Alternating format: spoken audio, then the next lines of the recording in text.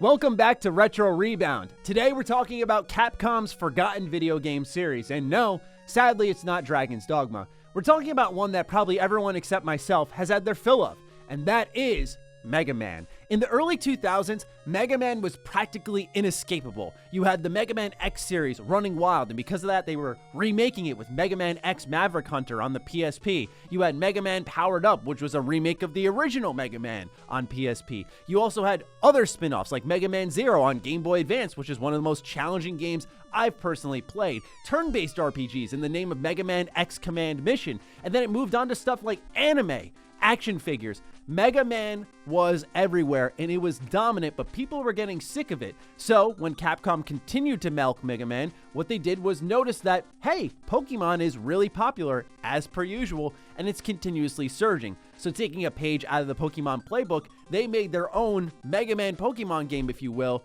and that was, as we see here, Mega Man Battle Network. Now, I say this a lot, but I was a Mega Man Battle Network kid growing up. There was a period of time I fell out of Pokemon, and this was the series that really captured me. So you play as Lan, who's this young kid in a neighborhood, and he has this thing called a pet, which is a personal terminal. And on that personal terminal is a program. The program is, you guessed it, megaman.exe.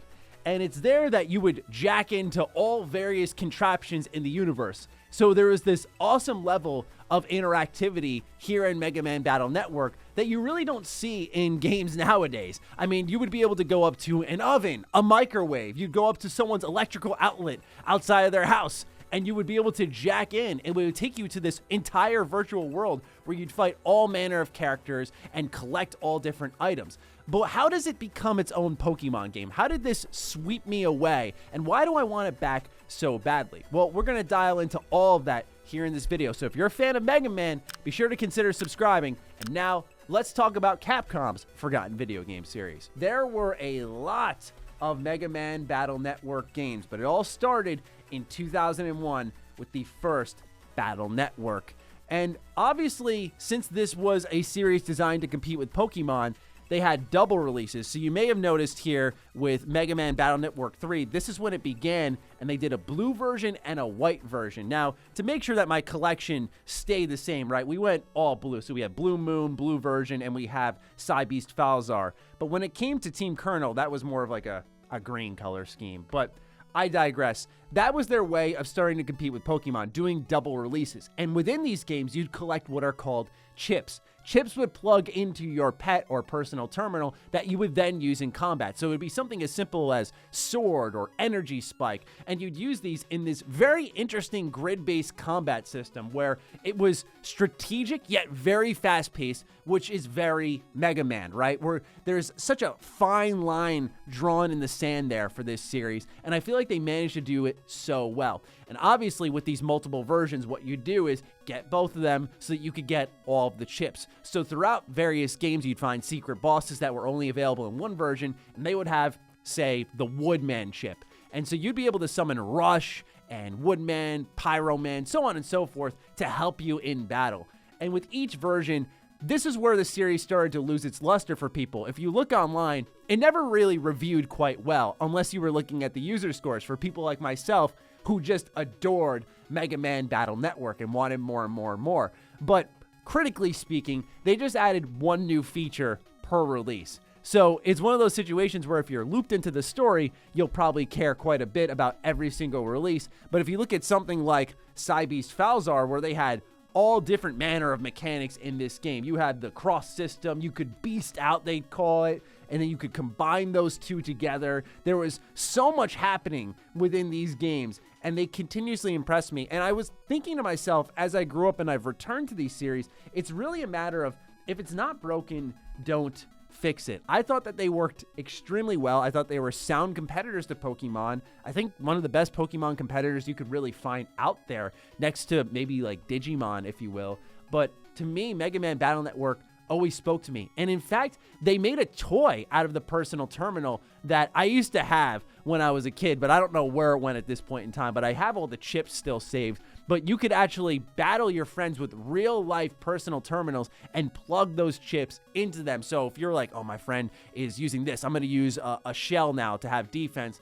It was almost like a Tamagotchi, if you will. I don't know how many people remember those, but Tamagotchis were really popular in the early 2000s because it was these personal, tiny digital pets that you'd feed and keep track of. And this was as if you were keeping track of Mega Man or Proto Man, if you will. So there was a way where they spun out and marketed this game in a really intelligent way.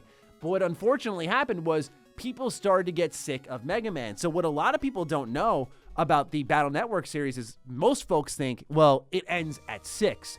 But in fact, there was a DS series that came out afterwards called Mega Man Star Force, and you'll notice that 20th anniversary stamp at the top right corner. You'll see it in a lot of these different Mega Man games because so many were releasing that they're covered in these anniversary stamps. But we had Star Force Pegasus, Zerker X Ninja, and then we had Black Ace. This game here in particular, Black Ace, is very expensive. This is like a $200, $300 game if you want to get it complete in box like we have here. And actually, this is great timing. Look at that. You can see that there are chips here that you would plug right into your personal terminal. So they'd sell these as a part of the game, kind of like how you saw Pokemon put promo cards for the Pokemon movie. I have the Mewtwo one of that in a PSA 10, or you'd see Digimon do it. You'd see all these different card games try to do these things, but what they do is put these little plastic chips inside the game, and so I always try to make sure I get these little doodads when I buy these games.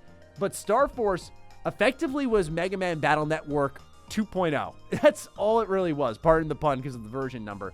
But what they did was, unlike with Battle Network, where they started off with a simple Battle Network, and that was it, only version, they started off with the Pokemon route. So they went Pegasus, and there was another version. They did Zerker X Ninja, and then there was another version. And they continued this pathway for a while, and it wasn't until Star Force 3 that they went, okay, we're done here. And that was the last one. But these games were just like Battle Network in a lot of ways, except the difference was aliens were invading. And you played as a main character named Geostellar. And of course, Mega Man would assist you in fighting off these aliens. The other more significant change, and really it was more perceptive than an actual mechanic, was that the camera, instead of being horizontal like you saw in Mega Man Battle Network, was directly behind Mega Man. So you'd have a view of a lane, if you will. And for a lot of people, they said this worked out better for them because they felt they could track the battlefield better. I think it's just what clicks with your brain a little bit easier. For me, I don't really have a personal preference. I think both games are great. But what's interesting is if you go online and you're interested in these games, the Star Force series is super expensive. Now, of course, when it comes to Battle Network, these games are expensive in their own right because they're Game Boy Advance games, manual, cartridge, what have you. And that makes a lot of sense. But with Star Force, because it came out right after this whole Mega Man surge, they were trying to really push it, and they just couldn't get any momentum because these games were very cheap to make when you think about it. Not only were they Game Boy games, but they were just adding a mechanic or two with every single entry, and that was really it, even in the Star Force series. So they just kept pumping them out, where you've got 9 in total. Happy to own all of them, by the way. But you've got 9 in total here that all relatively did the same thing, but they're very expensive to acquire now. So if any of you are ever interested in these, just know the time is now, but check your retro shops first for better deals. I tell folks that all the time. With retro games, do not go on eBay right away, especially nowadays. It's more expensive than ever. Ultimately, with the Mega Man Battle Network series, I hope that Capcom brings it back. We've talked about a lot of Mega Man in the past, and when I look at what they've done with the Zero collection and the X collection and then the Mega Man collection in general, they've remastered so many series, and I'm just crossing my fingers, and I imagine they will bring back Battle Network and Star Force in a full collection of their own to modern consoles. To be able to get the trophies and achievements for these childhood classics would be incredible, because as expected with Mega Man games, there's so many different secrets tucked away in all these like special areas. I talked about how in Battle Network, you could go into someone's house and hack into their terminal, and you'd end up in a different port that was in this overall internet hub world. So there was this shocking level of thought and scope in what was a Game Boy Advance game. And even to this day, when I played this very recently, it's still super impressive how interconnected everything is. So I just hope that Capcom remembers in general Mega Man exists, which is ironic to say because as I showed you earlier, yeah, they really milked it dry to the point where I think the series needed to go on hiatus for a while. We saw Mega Man 11 a number of years ago, but beyond that, we haven't seen Mega Man in a while, and I'm hoping for an X9 or a Battle Network collection. Fingers crossed on that, but I just wanted to talk about a series I hope that Capcom returns to one day with how well they're doing, that this is the next one they give that Capcom treatment to.